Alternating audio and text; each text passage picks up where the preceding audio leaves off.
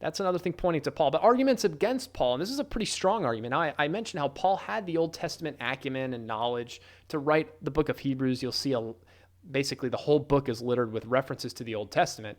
It's a book written toward Jewish believers who would understand the Old Testament and the Torah. Paul would understand it. However, when the Old Testament is referenced in the book of Hebrews, what we know is that the Septuagint is always the cited translation of the Old Testament. Now, the Septuagint is just the Old Testament, all the books of the Old Testament, translated into Greek, which would have been in the first century what most people would understand or at least know. So they may not have used it as a first language. They may have spoken Hebrew or Aramaic as a first language, all the Hebrew, the Israelites.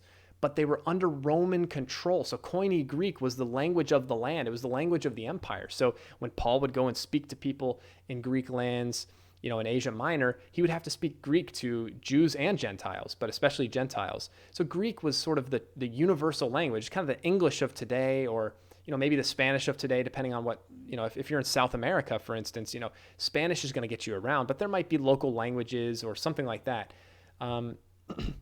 Now, the Septuagint is always quoted in Hebrew. So in the book of Hebrews. Book of Hebrews, the author is always quoting and citing from the Septuagint translation of the Old Testament instead of using the direct Hebrew, which those manuscripts also existed. So first century Jews and Jewish Christians had access to the Septuagint, which was the Greek version of the Old Testament, and they also had the original Hebrew Old Testament. And Paul, we know, had a habit of quoting and using the Hebrew language, the Hebrew transcripts, manuscripts of the Old Testament when he would write in his other epistles. However, the author of Hebrews, uses Septuagint.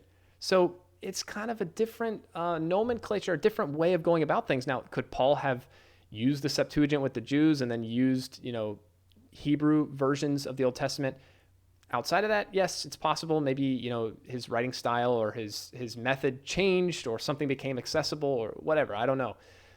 But that's a huge flag that has pointed a lot of people away from Paul and toward some other author. And it's really the reason that I accept maybe Luke or Barnabas or someone else who may have heard, this may have well been Paul's mind and his maybe a speech or a sermon that Paul would give, but maybe Luke, who traveled with Paul, and if you read Acts and the Gospel of Luke did really well to record things and to detail and chronicle all these things. Luke may have been someone who was with Paul, heard him give this sermon, or have collected his thoughts and was the scribe of it, and maybe he later translated or brought in some of the references and all that, and that's where he quoted the Septuagint, because Luke was someone that would have tended to have that style.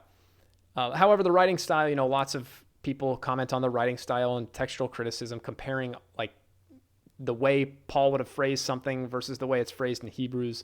People go back and forth on that.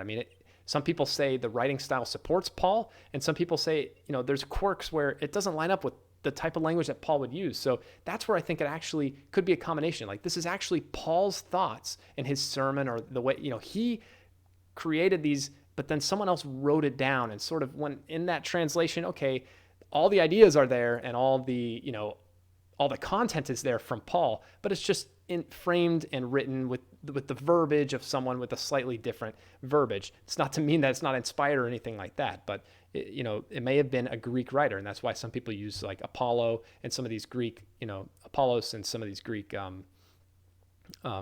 manuscript authors.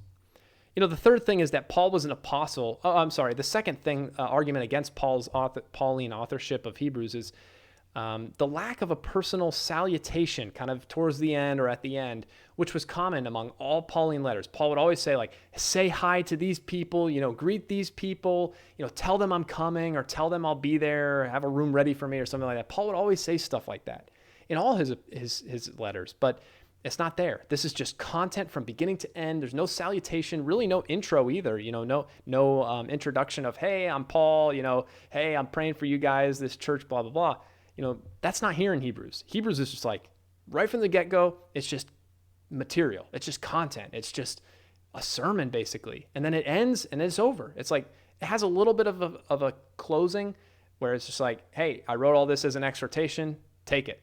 But it's nothing in it is like, hey, greet these people. So it's not a traditional letter to a church. And that would have that Paul like flow.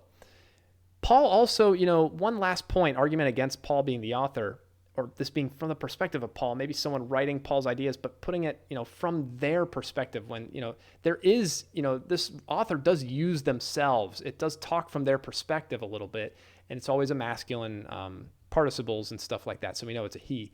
But Paul was an apostle who claimed in a lot of his other letters that he received revelations directly from Jesus and directly from God.